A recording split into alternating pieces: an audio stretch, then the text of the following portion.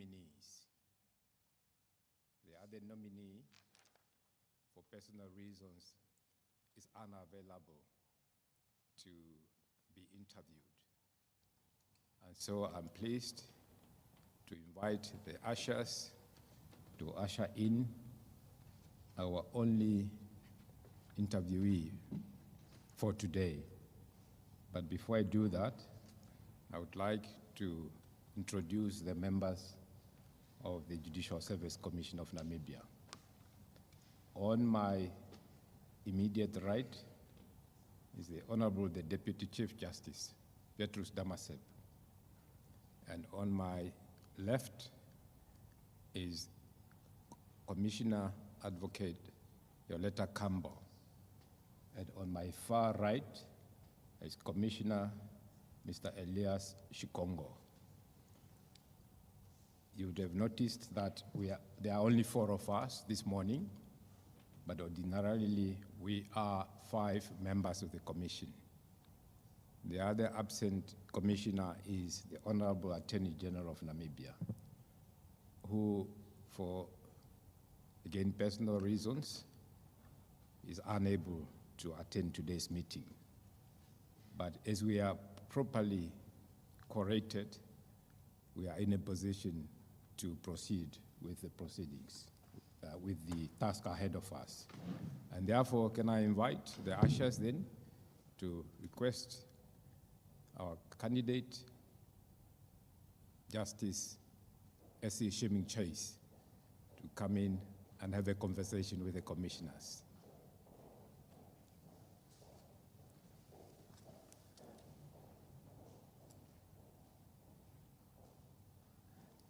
Good morning, Judge. Good morning, Commissioner Shivute. A warm welcome to the meeting of the Judicial Service Commission. As you are aware, you have been nominated by 3 organizations, which to me is something that is unprecedented. But be that as it may, you know all the commissioners in front of you, and I believe that introductions, as far as you are concerned, are hardly necessary. Do I get that right? Yes, Commissioner. Thank you, thank you. I've appeared before Commissioner Shivute. I've appeared before Commissioner Damasep. And I'd like to just say good morning to Commissioner Shikongo, who I know since the beginning of my legal practice. And also good morning to Commissioner. Can I just also say that the courtroom, the acoustics are not very good. And I think it's necessary, I think it's incumbent upon all of us to be heard and be seen naturally. And so that the public also have, or rather know who S.C. Shiming Chase is before they know who Judge Shiming Chase is. Could you please start with introduction, with just, by introducing yourself? Thank you very much, Commissioner Shivute. My name is Essie Malaika Shiming Chase. I am the firstborn daughter of the late Nora Shiming Chase and the late Dr. William MacDonald Chase. I am a legal practitioner of the High Court of Namibia, and I am an acting judge of the Supreme Court of Namibia. Right. Is it also correct that you are a judge of the High Court of Namibia? I am a judge of the High Court of Namibia, and I was appointed as a judge of the High Court of Namibia in 2021. However, I have acted as an acting judge of the High Court of Namibia for a term in 2011, 2013, 2015, and 2020. How long have you been a judge of the High Court for? I've been a judge of the High Court since the 1st of April 2021. A judge of the Supreme Court since 2020, acting judge of the Supreme Court since 2023. On average, how many cases have you handled at the High Court? How many judgments have you written? Were you able to count? Commissioner Shivute, I tried last night. I went onto the website because there is the annual report is there. I would like to approximate the number of judgments I've written since 2011 to approximately 180, 200 judgments. How many are outstanding at the High Court? There's one outstanding judgment. At which level is it? It is a month to 2 months outstanding. I wrote 13 of my 14 judgments that I had reserved. There's one left. And since in the last 2 weeks, I've picked up 5 judgments that I've reserved for delivery, but only one outstanding judgment. You will appreciate that the position that you have been nominated for requires that the judge, should he be appointed or she be appointed, should start serving at the Supreme Court already in fact, it should have started in August, from September this year. That's why I wrote the 13, Commissioner Shivute, to try and make sure that I came to this August body and to not have any outstanding judgments. So what I have received is new, but were I to be favorably considered for the position, I would ensure that my judgments are completed before taking the position, should I be favorably considered. That would mean that presumably you will not be going on holiday, or the Christmas holiday. No, Commissioner Shivute, but I also believe that sometimes, due to the nature of the work that we do, we work during our leave. Right. Now, should you be appointed, when do you think you'd be in a position to start already working or serving here at the Supreme Court? Commissioner Shivute, based on the advertisement, there were 2 dates, the one being 1 September, which is past, and the other one being 1 February 2026. In that case, I would be available as from 1 February 2026 or before, again, depending on the directions given to me by this body. Thank you. I'll invite the commissioners to come in, starting with the Deputy Chief Justice, but by all means, any commissioners, please feel free to jump in if you feel that there is a pressing question that you want to put to the candidate. Morning. Thanks, DJ.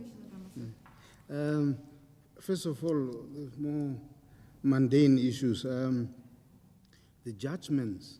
I want to distinguish the judgments that are reserved from part-head matters. Let's first deal with the part-head matters. Any part-heads? Yes, I do have a part heard. One part heard, it is a trial. I have set it down for hearing on the 26th to the 30th of January to complete that trial. 26th? Of January, the week of the 26th to the 30th of January 2026 for continuation of trial. We just finished this week, and the council were kind enough to make sure that they were available early in the year for the continuation of that trial. That is the only part heard matter that I can think of at the moment. I see. Yeah. So those ones, naturally, that one has to finish before you start here. Judgments you can always deliver, even after, if you are appointed to the Supreme Court. Yes, Commissioner. Those ones that are reserved, my concern is more the part heads.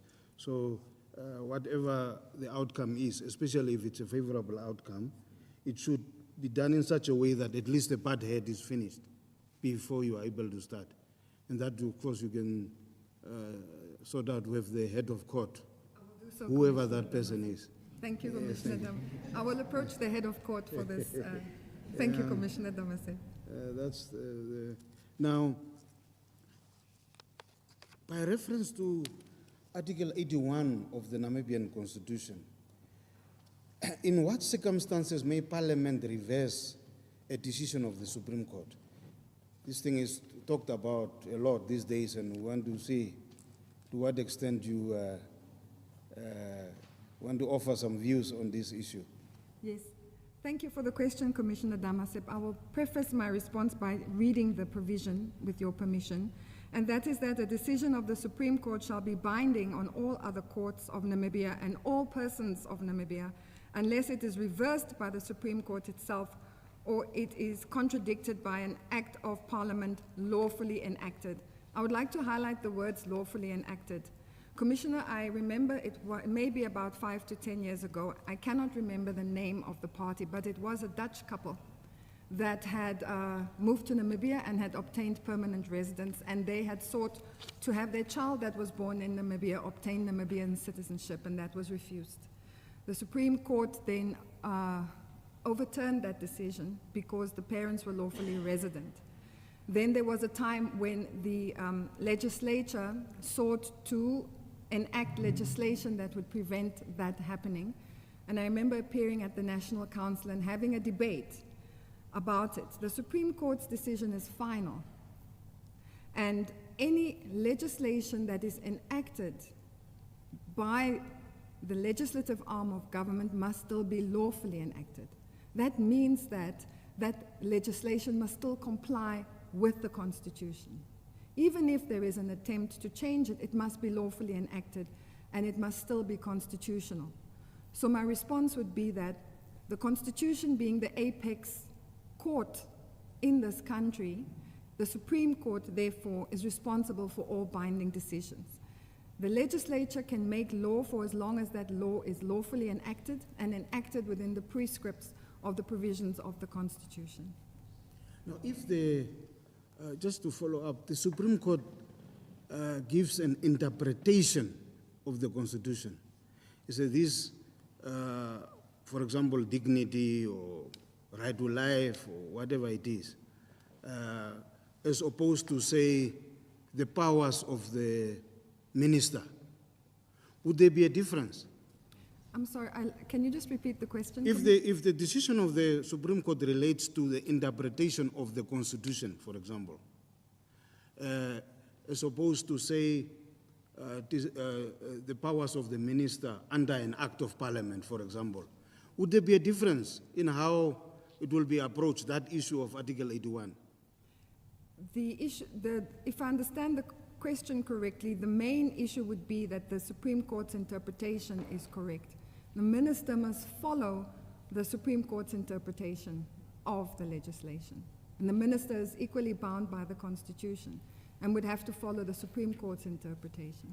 Even a minister, even a minister is subject to the Constitution.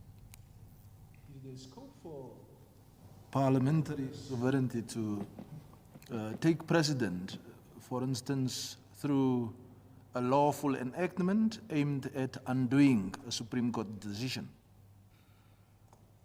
Thank you, Commissioner Shikongo. That is a very difficult question because it involves a very, very complicated balance between the arms, the executive, the legislature, and the judiciary. I think as a member of the Supreme Court, each decision must be carefully made and must be purposefully made. If the Supreme Court makes a decision that is binding and there is legislation enacted thereafter, the Supreme Court would have to determine whether that legislation is lawfully enacted or not. The Supreme Court would have to determine whether the legislation falls within the prescripts of the Constitution. It's a very difficult balance to carry, but the law is always the law, and the Constitution is the supreme law. Is there a balancing act if it becomes clear that there has been a lawful enactment? But remember now the question relates to a lawful enactment targeting a Supreme Court decision. Supreme Court decision. It is a very difficult question, and difficult to answer, because if I'm one day sitting on the Supreme Court, I would have to consider that question. If the enactment is a lawful enactment and it is a constitutional enactment, the state can make laws.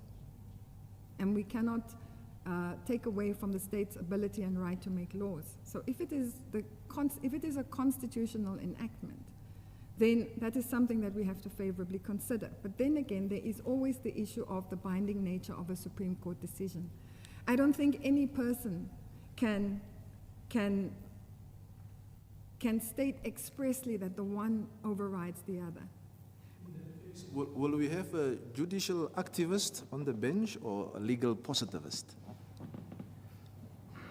I think, personally, as someone who has made an oath to uphold the Constitution, I would have to be a combination of a judicial activist, and I would have to be a combination of a positivist, and I would also have to be a combination of a Namibianist and that is to look at the norms and the cultures of the Namibian people in this nation.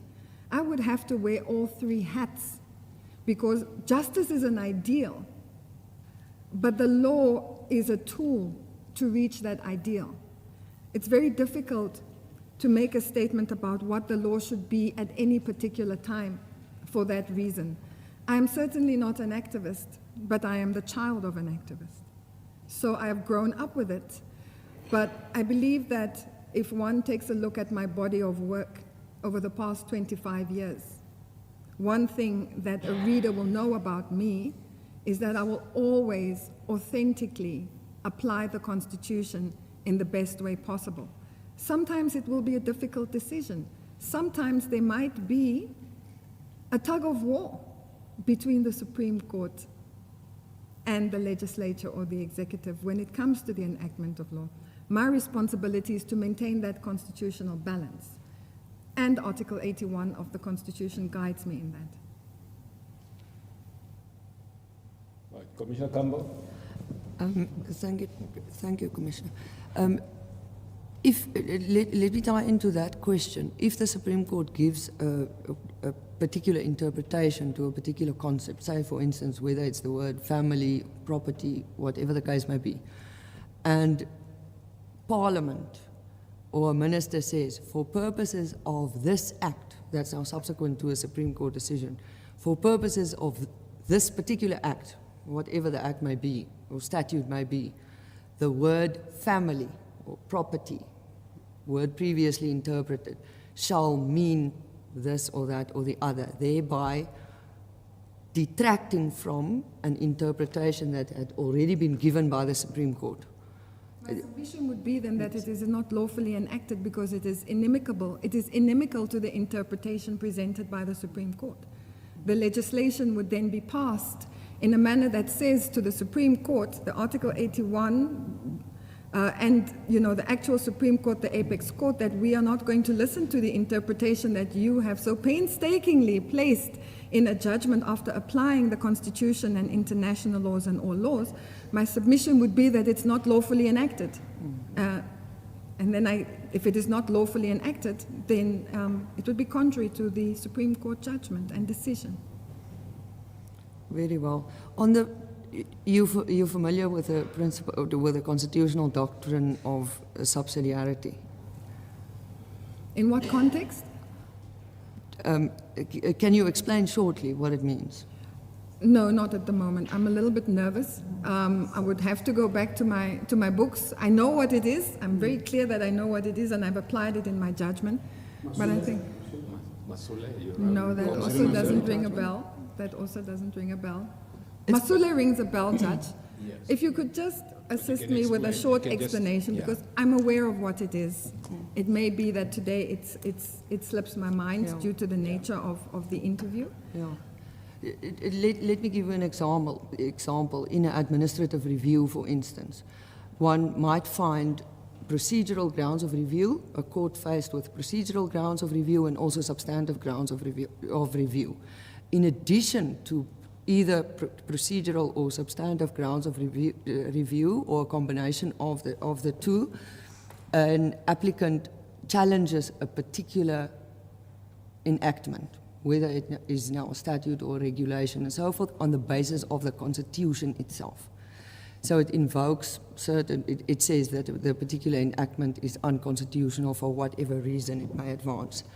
So the principle of subsidiarity would then say, would then hold more or less that if there are other ways in which a court can dispose of the review, say, be it either on procedural or substantive grounds, that the court should then rather be a bit restrained and not make decisions and findings on constitutional grounds and hold statutes to find that statutes are unconstitutional and so forth.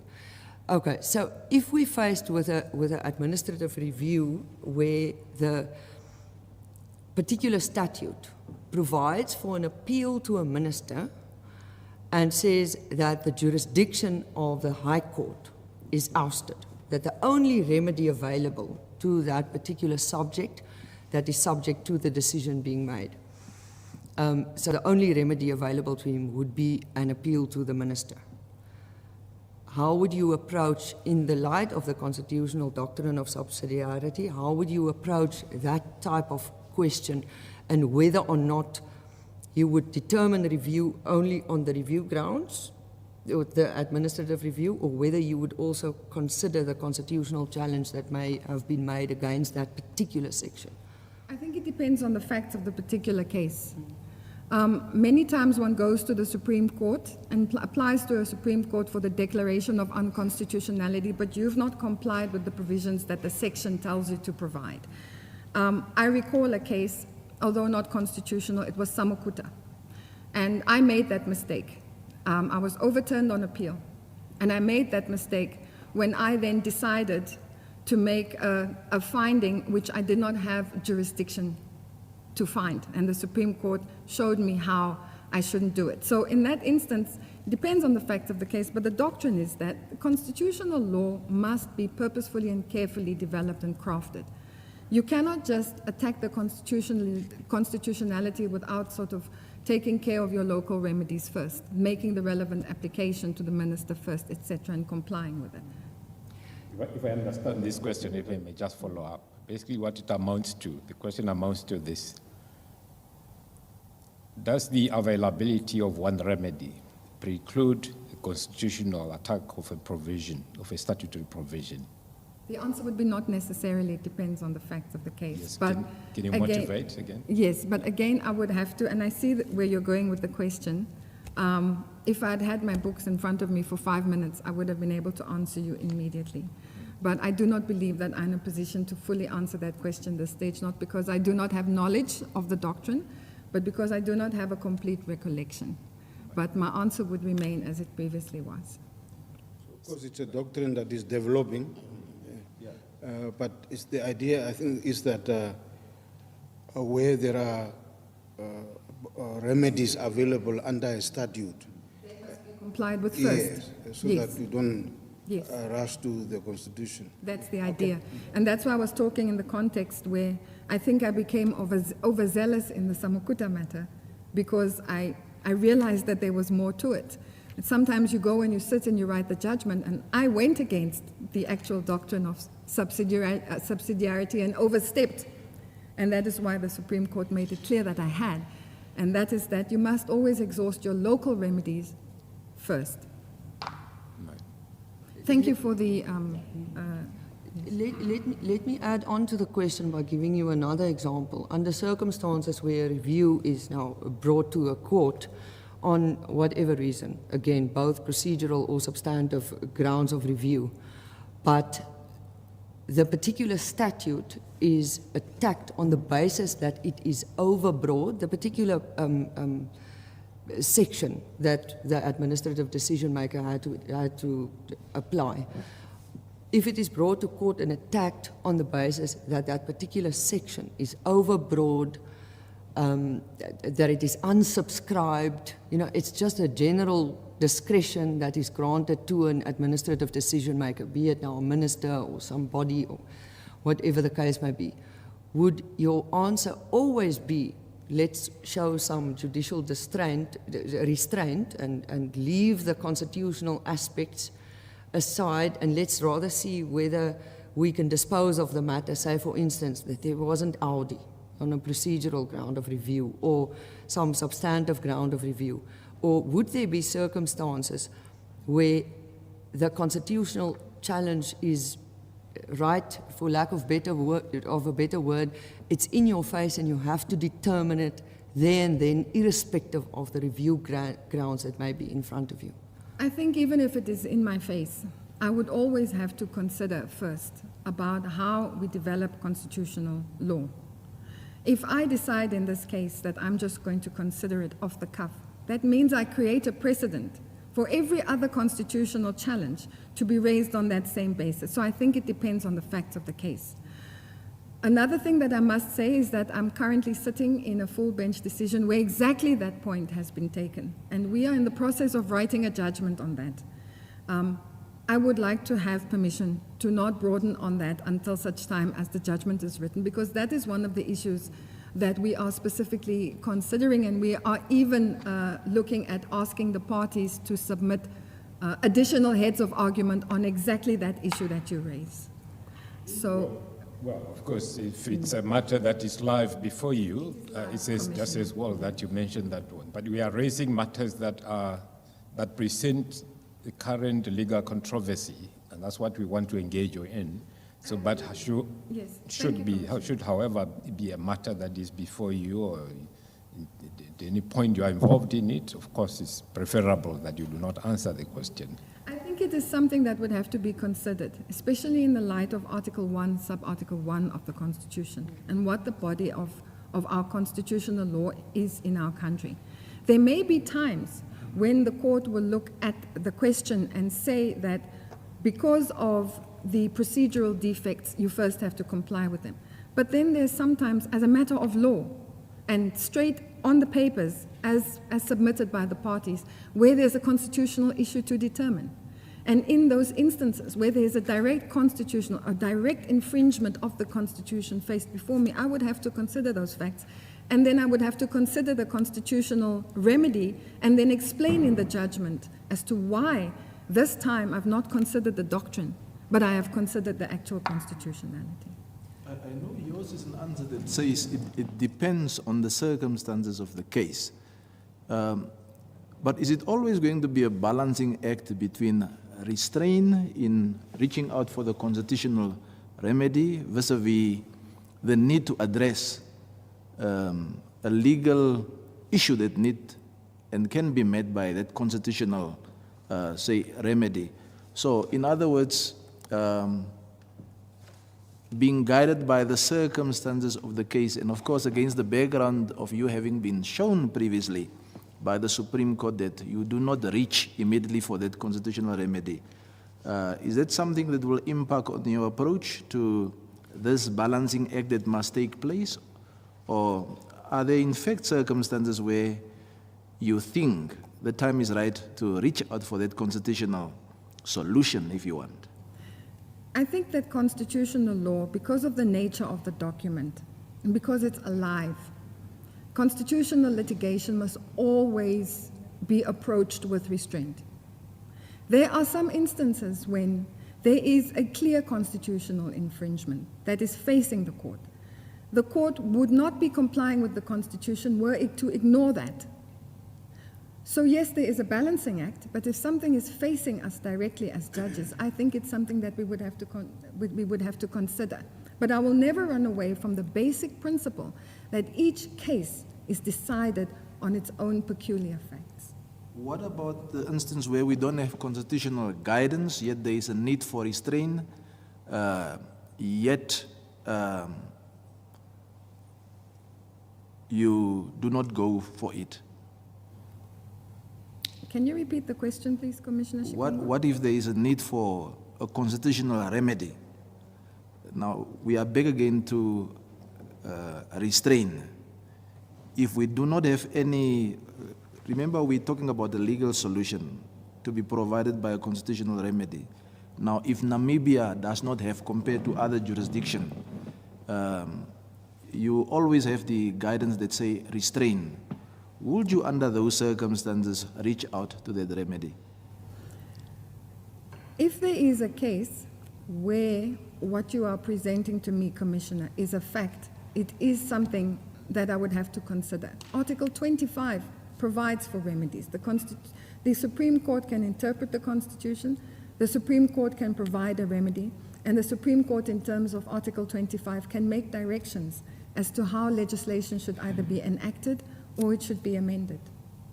Even at the risk of the time not being ripe, so to say. Everything happens at the time it should happen, and constitutional courts and the Supreme Court is faced on a regular basis with a myriad of cases where the Constitution is either attacked or where it's infringed or where there are submissions concerning some sort of lack of justice.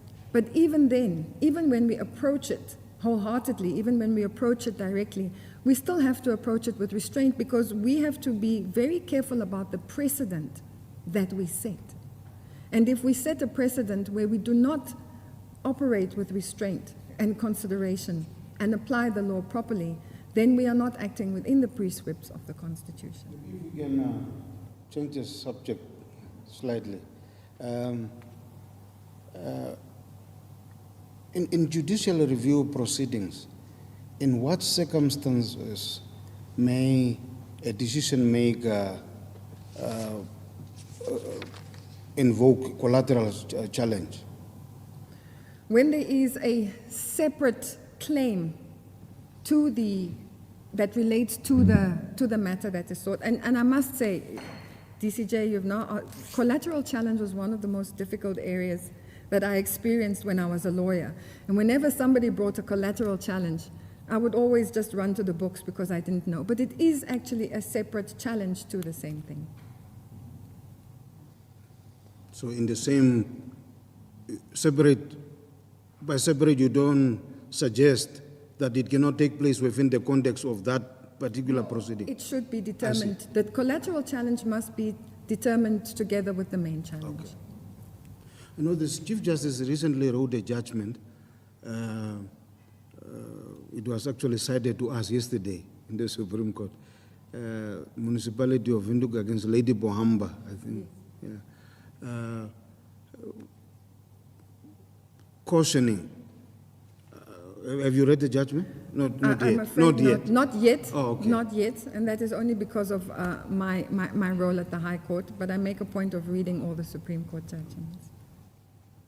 Because there is this debate that is taking place in Kelland, the majority led by Justice Cameron and the minority by Justice Jafta, which you may just want to familiarize yourself with in practice, because it's being relied on a lot these days. The minority judgment. Collateral challenge. So as a jurisdiction, we'll have to see which direction we are going. The majority suggests the decision maker must complete full-blown challenge itself, whereas the majority says, well, if the illegality is obvious, the court can always act on, sustain the collateral challenge. Just to... Yes, I do understand, especially Commissioner Damasep, when the illegality is obvious, why the minority would suggest that. I think that is something we would have to look at. I do experience collateral challenges to be complicated in determination and consideration. I take your direction. I will definitely take a look at that judgment before, if I'm favorably considered, I'll make sure that I've studied the judgment beforehand and take a look at the different views of the bench in that matter. Before I give an opportunity to Commissioner Shikongo to come in with his question, I want to seek your views on this. To what extent, if any, should the court, and when I say the court, I obviously mean the Supreme Court, defer to the majority opinion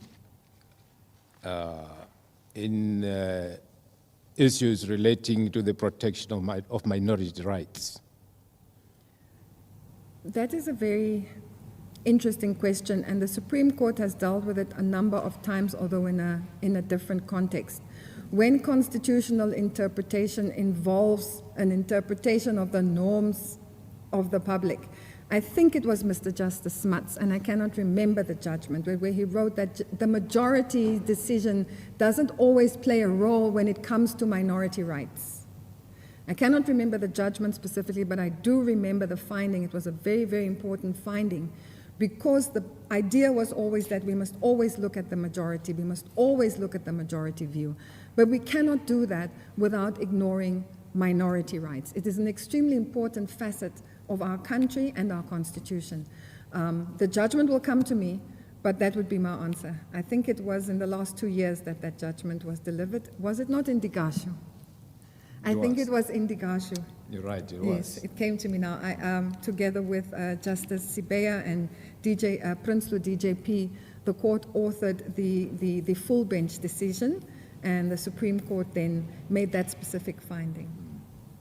Or was it you, CJ, I cannot, yes, it was either you or Judge Smuts. No, Or you Judge, look- it you was a look it full up. bench, it was a five, it was a five, both, DCJ was also there.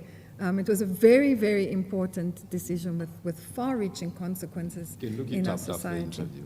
Commissioner Shikongo, would like to come. The Supreme Court has had an opportunity to look at Rule 108, which, as you know, has been quite prominent for society in media and so on.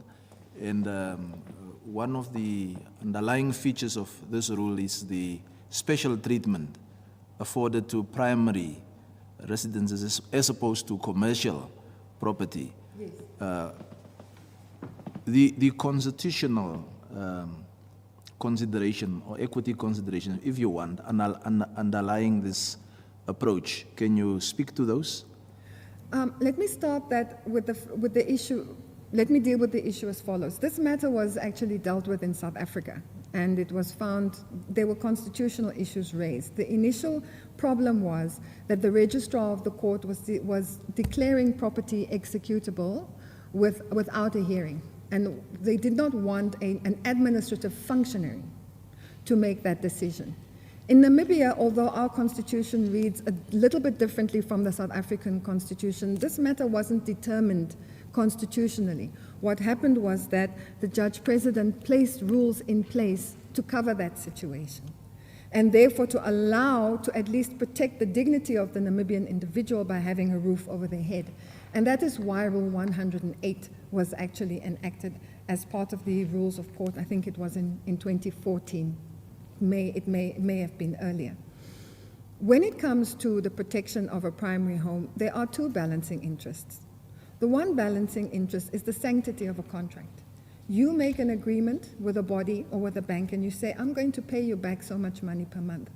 You make an agreement, unfortunately, that you're going to pay compound penalty interest plus collection commission that takes your debt from what was a manageable amount to a huge amount. You have the sanctity of that contract on the one hand.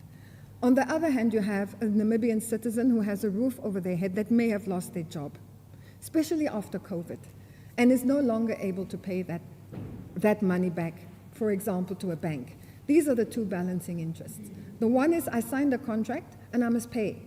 The issue we have with a lot of Rule 108 matters is that sometimes the parties come and say, because of Rule 108, I don't have a responsibility to pay my debt anymore. And I don't believe that that is why Rule 108 was enacted.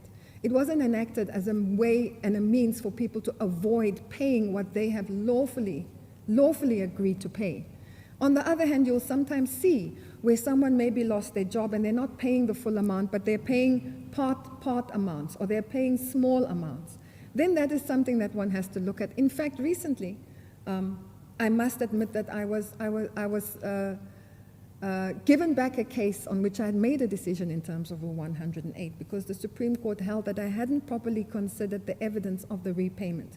So when it comes to Rule 108, there is an issue. There is an issue of your right to a roof over your head, and part of that lies in your dignity. But there is also the legal principle of keeping your word. If I say I'm going to pay you back your money, I must pay you back your money. If I cannot pay $1,000 per month, I can pay $800, I can pay $600. And that is the balancing. And I think what has happened is that there is a policy consideration in place, or a public policy consideration in place, that is in place in order to attain that balancing act. One must also consider the greater economy when it comes to Rule 108. So I believe, to answer your question, it hasn't been dealt with constitutionally in Namibia. It did not need to be dealt with constitutionally in Namibia because the High Court placed rules in place, promulgated rules to ensure that that constitutional aspect is protected. And that is why, for example, in Kisilipili and in Shipila, or Shipili, yeah, Shipile, the Supreme Court has given guidance as to exactly what the court must take into consideration when making a determination. Should equity consideration enjoy any scope in adjudication of this nature? And I'm referring now to non-primary residences. If it comes at the Supreme Court level, is there scope for expansion? When it comes to non-primary residences and you already have a house, and you haven't given me a good reason as to why you're not paying your debt, I don't think equity consideration should play a role. There has been legislative intervention Yes, recently, which yes. are you aware of that? I'm not aware of it. I've heard about it, but I've not considered the legislation myself, only relying in the context of, yes, it was. legislature Yes, now- yes, the legislation at the beginning of 2026, if I'm not mistaken, or is it sometime this year, passed specific legislation dealing with how Rule 108 must be applied, and also sometimes it doesn't matter if it's the primary home or not, according to the legislation, if I'm not mistaken, and sometimes it doesn't matter if there's a lease. Primary home is what is protected. Yes, but not the additional homes, Yeah, well, as Commissioner Shikongo has in particular, what he had in mind, Yes. people who, commercial properties, for example, where there are bonds, the legislature specifically says, Yes. there you can execute Yes. without, yeah. Yes, thank you. So the balance has now been struck Yes. by the legislature. It's not only the courts developing through the common law to assist the individuals. The legislature has intervened Yes, decisively it has. now. It has intervened.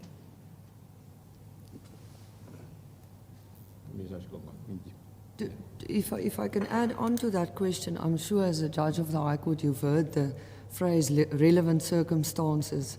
You probably hear it on a daily basis, as whether practitioners appear before you and also in the papers that serve before you. Would you say, or in your view, should socio-economic circumstances also be considered as a relevant circumstances in the determination of whether or not a primary home should be declared executable? Yes, You say socio-economic circumstances would be relevant. pardon? Yes, why? The reasons for the motivation for the answer? I think, Otherwise- I think it's something that must be taken into consideration. I'm not saying that that is going to make a final determination. But as I earlier mentioned, you might have somebody that had a job and then lost the job, and from one day to the next is earning nothing. And now this person is selling kapana or trying to do something to earn some kind of money. This person, despite his or her socioeconomic circumstances, is trying to repay the debt. This person is not sitting back and saying, I don't have money, I'm not going to pay. So at least there must be some prospect to pay something. Yes. I don't believe that somebody can stay in a primary home where you owe money and we make a decision that this person can stay in the home and not pay. I don't think that is fair. And yes, now that DCJ mentioned, like I had only remembered Digashu, there is actual legislation on this, yes. But there is, I don't know if you might be aware of it, there's a judgment by Mr. Justice Otele where he adopted the case of Brisley versus Trotsky.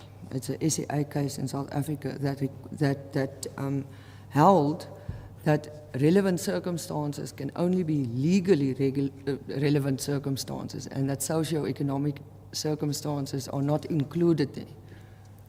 That might be so, but I do think, again, when was Trotsky decided? That's about, what, 20? How long ago was Trotsky decided? That's under the South African Constitution that Under the requires... South African Constitution. So I'm not saying that it is something that must be considered, but I do believe the main issue and the relevant circumstances is the ability for this execution debtor to try and repay the debt in a manner that is not prejudicial to the execution creditor.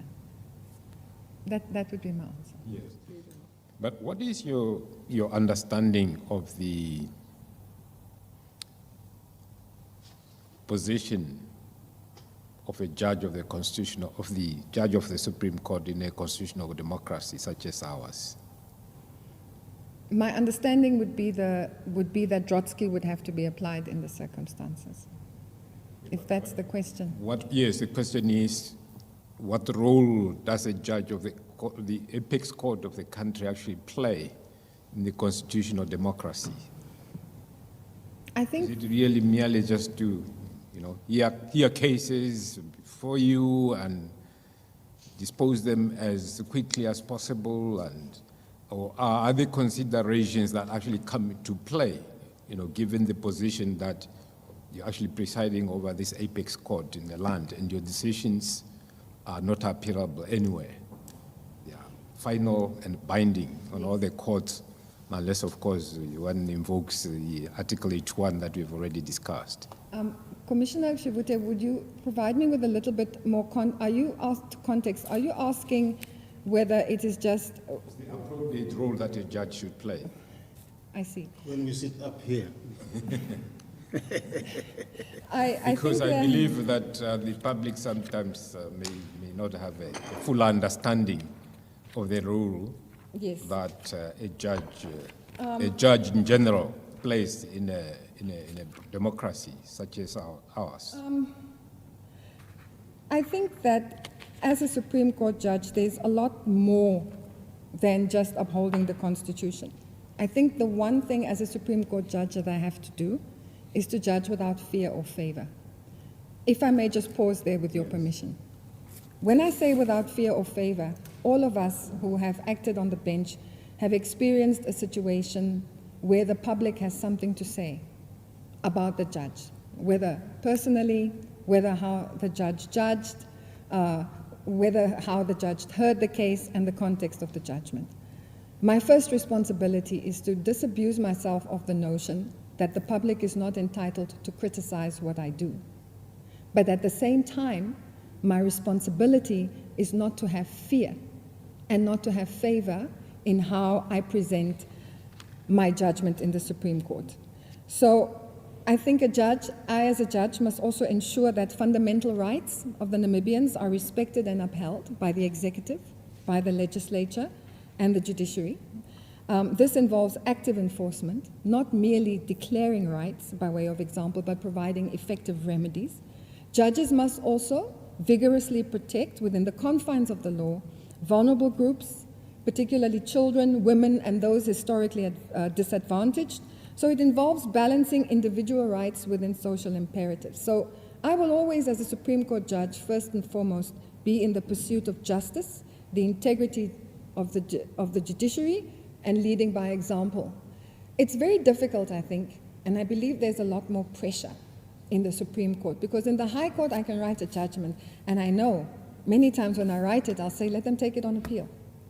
But this time, I'm sitting on that appeal. So I would have to be even extra careful, think it through a lot more, and this is the beauty of why Supreme Court judgments are not delivered immediately, because it involves time, consideration, discussion. Maybe there's a dissent that wants to be written. Let me interrupt you a bit. Yes.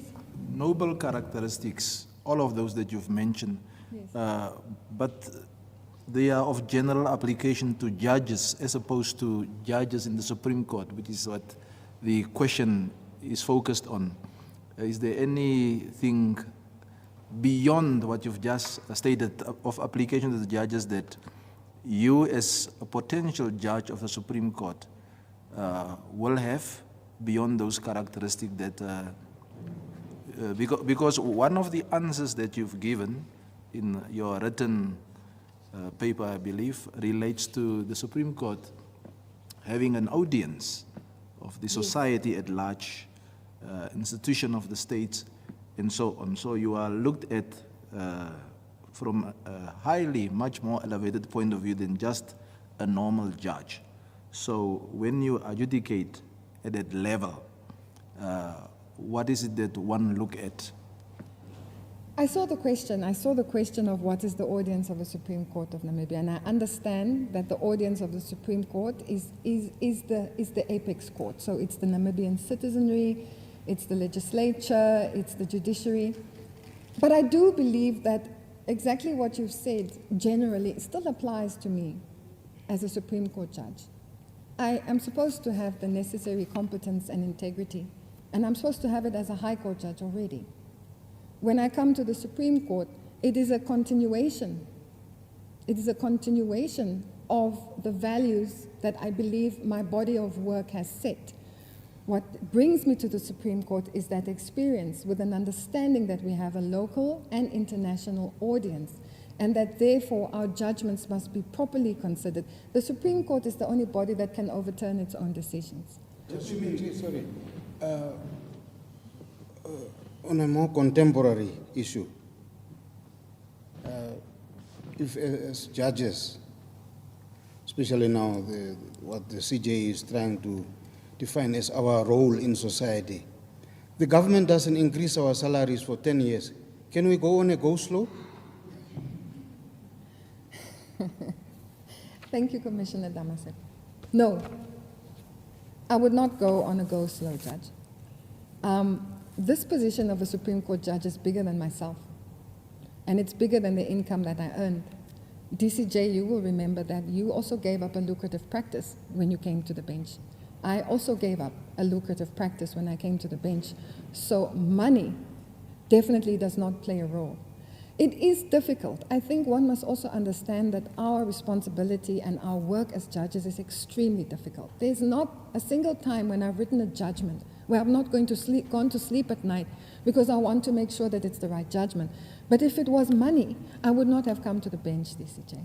So no, I would not go on the go slow because my responsibility is to the Constitution. I'm a critical service provider. So we must suffer in silence. I've been doing that, DCJ. And I've been No, I'm doing saying that we must with suffer aplomb. in silence. Yes, we must suffer in silence. And even though we suffer in silence, we still have to make sure that we comply with the Constitution and what we do, We make sure we irrespective come of what people every say. day, Monday to Friday, and dispense justice. Yes, People that is, must not say Supreme Court is not functioning. the Supreme Court functions. We will always function, DCJ. I don't believe that anybody is in the Supreme Court merely for remuneration. That said, I would like to believe that we operate in a legislative environment where our leaders will recognize when we are not being given enough for the work that we do, and where they will consider paying us what we are worth. Because DCJ, you know, this is not an 8 to 5 job. This is a 7-day job, 24/7, 365. So I would hope that I live in a constitutional environment where my remuneration is considered and where I believe I'm worth what I'm being paid, and where I would receive here and there a bit of an increase, if possible. But if not, I will still do my job in the same way. That's reassuring. Now, what would your approach be to certain litigants who take decisions that judges make personally? Is the question clear? I know the sentence is a little bit entangled. I think I understand the question, Yeah. Commissioner. There are some times when we will deliver a judgment that people do not think is right, or that people disagree with. I think that's par for the course in our business. A lay litigant is exactly that, a lay litigant. Doesn't have a complete understanding as we do. I think it was set out by Justice O'Regan in the Maletsky decision of the Supreme Court. They do not have the same understanding of the law, and yes, they will be angry. And they have a right to be angry. It's their constitutional right to be angry. It's my constitutional responsibility to deliver a judgment that is lawfully enacted, or that is a lawful judgment or a proper judgment in the context. We deal with lay litigants, I think, a lot more now, Commissioner Shivute, than what we dealt with earlier. And that says a lot. That says a lot if people want to come to court themselves and don't want to use lawyers anymore. Commissioner Shikongo, anything on your side? To what extent should culture play a role in your adjudication of your matters at Supreme Court level? And I'm now talking about prominent, prevalent matters, for instance, involving same-sex relationship that is featured before the court. Does culture gets to play a role? And if so, to what extent, if at all? Can I maybe answer the question first by taking a look at how culture has been accepted in our Constitution by way of example, customary law. That customary law is the law of the particular custom or the particular ethnic group until such time as it's declared unconstitutional. So culture plays a large role. I think culture plays a role together with other roles, not just on its own when it comes to constitutional decision making, because that is what the Supreme Court has said. You must look at the culture, you must look at the norms of the people. It's a lot more broader than just culture. In dealing with same-sex relationship, did our Supreme Court in its judgment? You've read through all of them. Did culture play any role there? And what's your comment in relation I believe that the Supreme Court applied international law in the determination and the interpretation of the meaning of spouse in the Digasho matter. Culture and the majority of the norms were taken into consideration, but the court made a decision about minority. I think it's a difficult question for me to say now in this environment as to how much culture relates to same-sex relationships. Are you talking, for example, about the culture of the elder people and how they view same-sex relationships today? Exactly. If counsel come to you with submissions grounded in, for instance, a particular culture when it comes to a sensitive an issue, a same-sex relationship, notwithstanding the body of international legal precedents on the issue, what would your approach be to My answer would be that before the independence, there was a culture where white was better than black, and where there was discrimination between white and black. I think that culture must be considered post-independence, that we do not have the right to discriminate against other human beings. We do not have that right to discriminate against other human beings. In general, that is what the Constitution says. I think, if I'm not even mistaken, if one just takes a look at the first preambles of the Constitution, whereas recognition of the inherent dignity and of the equal and inalienable rights of all members of the human family is indispensable for freedom, justice, and peace, whereas the said rights include the right of the individual to life, liberty, and the pursuit of happiness, regardless of race, color, ethnic origin, sex, religion, creed, social or economic status. Culture plays a role. It becomes irrelevant if it entails discrimination. Is Yes. that what I'm hearing you saying? That's what I'm saying. Right. Commissioner Campbell. Thank you, CJ. I'll move on to another topic, oude kraal. Oude kraal over and over and over. Yes. At least. Would you least. agree? Would you agree with the statement that many lawyers and sometimes often also courts struggle to succinctly summarize the principles of oude kraal? I think sometimes it's a struggle to succinctly summarize it, but I think if you have enough experience and you deal with enough review cases, you know, oude kraal is applicable. At the end of the day, what oude kraal says is when an administrative decision is taken, that decision must stand until such time as it is set aside. And there's a reason for that. There's a reason for that because governance is basically administrative in nature. We can look at it as political, but it's administration. It's administrative in nature. And all oude kraal says is build your administrative business purposefully. Do not just decide to come to court and say that this is reviewable or this is not reviewable. Oude kraal basically says an administrative decision, even if it is unlawful, must stand until it is set aside. Would there be circumstances where an ordinary citizen, a private individual, may be able to ignore unlawful administrative action?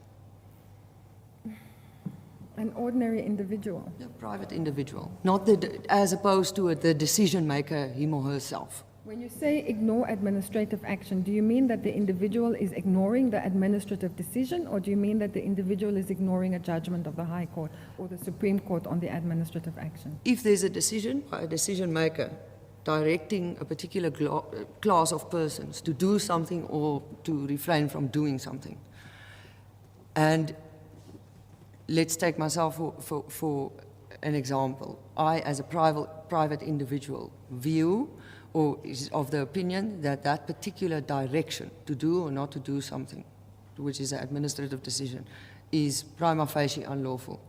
Would there be circumstances where I can just ignore it? No, I don't think so. I don't believe so. But I would need to have a little bit more of examples. Are you referring to a specific case? No, not a particular case. Would there not be circumstances where a private individual can say, look, prima facie, I'm of the view that the administrative action requiring me to do this or that or the other, say, for instance, put an antenna on the roof of my house or whatever the case may be, that's just an example. I can simply ignore it, and when the decision maker tries to enforce, I can attack. Well, I think, The I think- validity I thereof. think many do that. I don't think you should actually ignore the administrative decision, and that is why those people who have ignored it find themselves in court later when they are brought to demolish whatever structure that they've built. So my issue would be that I would rather then seek to review the decision instead of taking the law into my own hands. Yeah, but for so long as the decision has no effect on me, I can't go to court and review it. It may be only 10 or 15 years later that a private individual is faced with enforcement of a particular regulation or decision that was taken. I don't think I can give you a proper answer to that question, unfortunately. And my view would be that they shouldn't, but if they do and it does come to court, then we deal with it. I cannot, in all honesty, directly or indirectly approve not complying with an administrative decision. Very well.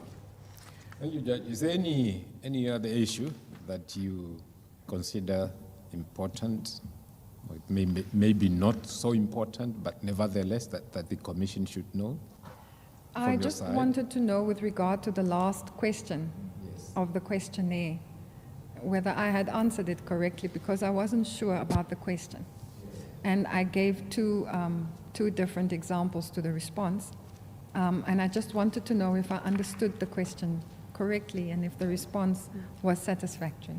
Or if you would like me to make any additions to that response.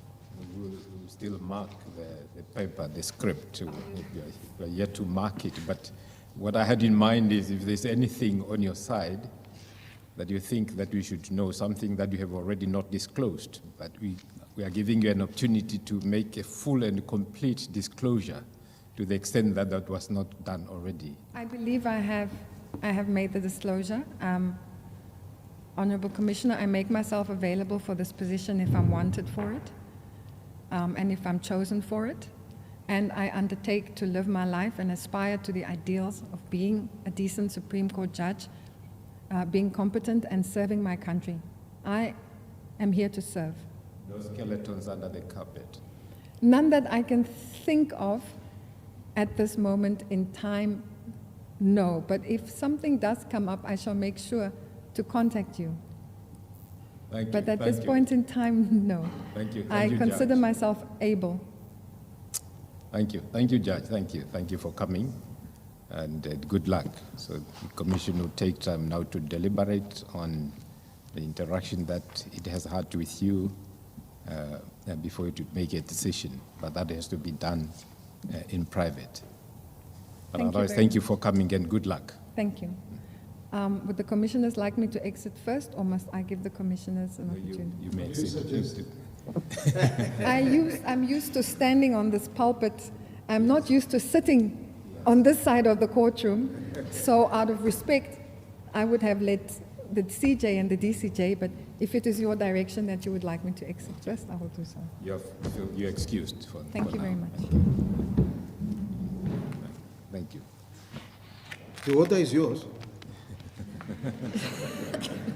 It's free. There's a drought out there. Well, that concludes today's proceedings. The Commission will now adjourn and then deliberate in chambers, so to speak. So thank you for listening, and thank you for watching, and also thank you for being here.